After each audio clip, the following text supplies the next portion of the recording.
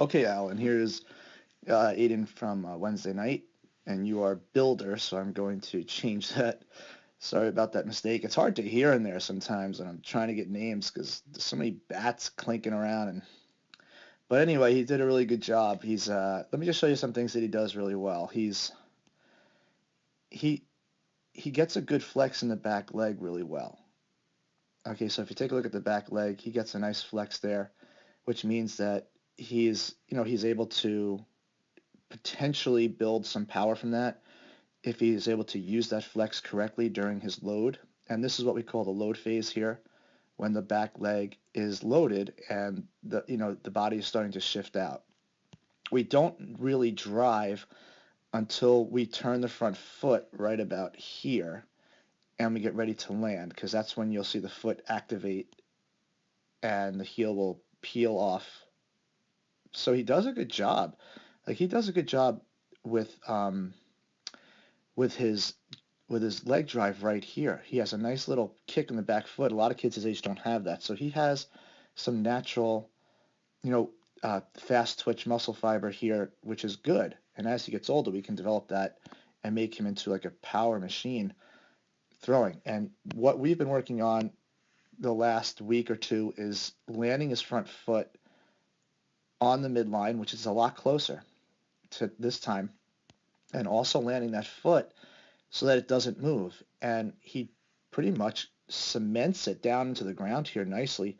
I don't see any movement as he releases the ball. And if it moves a little bit after the ball release, that's okay, as long as he doesn't do it before, because now, once the ball's gone, it really makes no difference.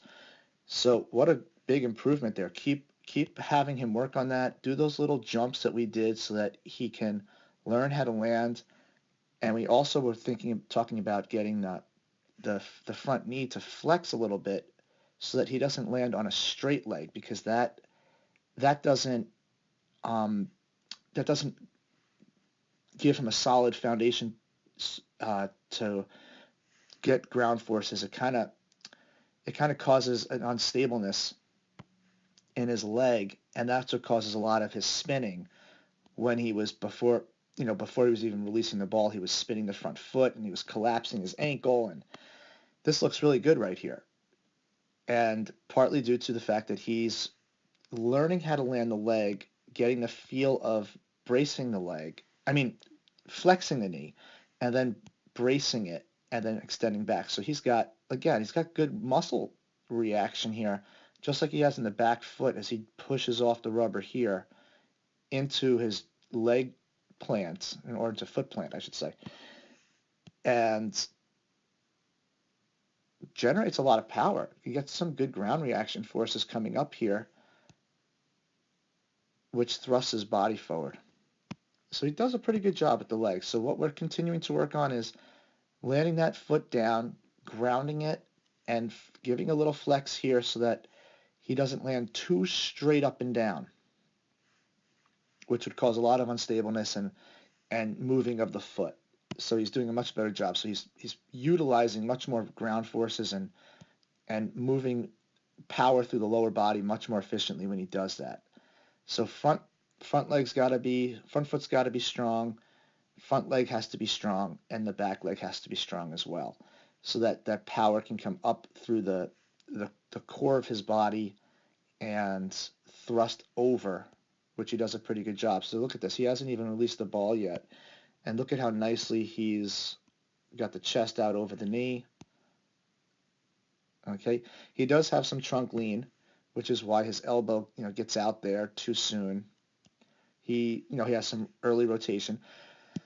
His arm gets up too early, so we're going to work on this arm action here. See how extended his arm is, and he kind of just throws the hand up.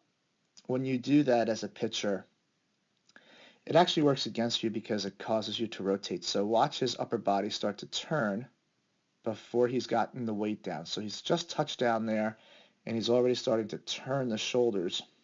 Let's get a better arrow. He's already starting to turn the shoulders before he gets the foot down. So he rotates too soon, and he doesn't get any hip and shoulder separation.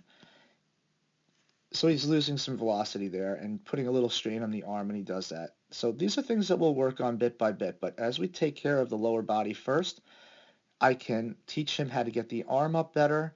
I'll teach him how to get rid of these winged elbows where they're coming off the body too much. You see how his elbows are a little too much off the body. We want to relax those arms first. We want to stay taller. See how he's kind of crouched forward over his toes with his head. So his shoulders are kind of falling down this way. That's going to, that's difficult to power out of a position like that because now you got to come up and you got to work against gravity. So if he just started tall, he would be able to get the hips cleared better. So he's, using gravity to his advantage, not to his disadvantage. Let's see. So yeah, and again, if you watch his glove hand extends out, which is fine. But what we really want to see is that we want to see the glove hand, the angle of the arms, the shoulders should go the other way. So this shoulder should be higher than this shoulder at this point. We actually want to tilt the body, a little bit backwards at this point so we don't get the chin too far out in front of the belt buckle. And again, though, these are a lot of little components that get fixed when we learn how to time the lower body with the upper body. So it's not like he has to work on any of this stuff individually. These are things that I will teach him as we go. So notice how the glove arm here is kind of flailing to the side and just kind of drops. That's going to affect control and speed and power. So again, when we learn how to break the hands, when we learn how to shift his body weight from the beginning of the delivery, when we learn how to keep this foot closed off and this leg closed off from leading too much, see how fast he gets that leg out?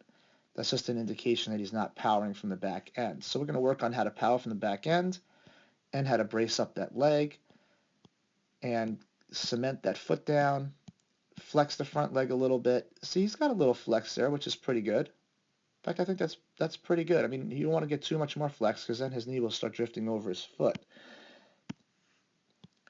But big improvements.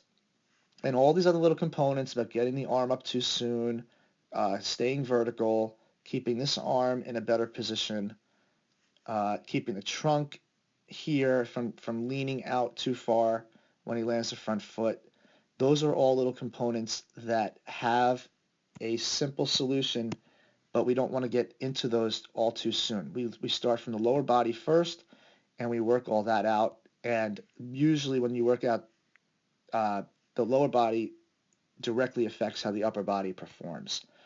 So when we're talking about weight shift and shoulder delay and how to separate the hips from the shoulders better, how to keep the trunk more vertical, how to keep the arm from swinging up and extended back behind the body like it is there, which puts a lot of torque on the elbow when he tries to, turn and throw from there. That all gets fixed when you learn how to move the body in time with the handbrake better. Okay? So keep working on that, Aiden. Work on keeping this front foot closed this week. Work on getting a nice drive from the back leg and landing that front foot with a nice solid foundation without it spinning and moving. And remember to keep that leg flexed. So do some of those flexion exercises we did. And it's just a muscle memory thing now. We just got to figure out how long it's going to take to get the muscles in the brain to work together. All right? Other than that, you've been throwing pretty good. Okay? Keep up the good work. I'll see you next time.